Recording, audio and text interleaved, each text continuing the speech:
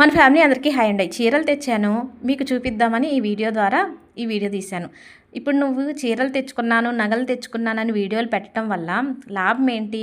Budget లేని వాళ్ళకి ఒక విధంగా నువ్వు బాధ పెడుతున్నట్టు. ఏంటంటే నువ్వు ఇలా చీరలు, నగలు తెచ్చుకొని వీడియోలు పెడితే బడ్జెట్ లేని వాళ్ళు మేము కూడా తెచ్చుకుంటే బాగుండు, మనకు ఆ స్తోమత లేదే అని బాధపడతారు కదా. ఇలా వీడియోలు తీయొద్దు అని ఒకరో ఇద్దరో అనుకోవచ్చు. అయితే నేను కావాలనే వీడియో తీశానండి. ఏంటంటే తక్కువ బడ్జెట్లోనే మంచిగా చీరలు కట్టుకునేటట్టు, మంచిగా ఉండేటట్టు, పెళ్ళిళ్ళకి ఫంక్షన్లకి కూడా ఉపయోగపడేటట్టు తక్కువ బడ్జెట్లోనే చీరలు నేను తీసుకుంటానండి. ఎక్కువ ఖర్చు చేయను. ఇప్పుడు మీకు చూపిస్తున్న చీర 600 రూపాయలండి. నాకైతే బాగా నచ్చింది. నేను చెన్నై షాపింగ్ మాల్లో తీసుకున్న 600 రూపాయల చీర ఇది.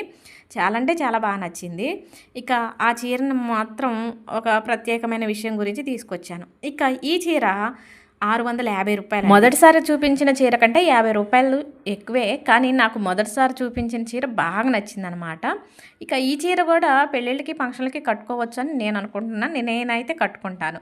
ఇప్పుడు చూపిస్తున్న చీర అయితే ఎక్కువ రేటే పెట్టానండి, కానీ చెన్నై షాపింగ్ మాల్లో కాదు, ఒక యూట్యూబ్ ఛానల్లో చూశాను. బాగా మనసుకు నచ్చింది.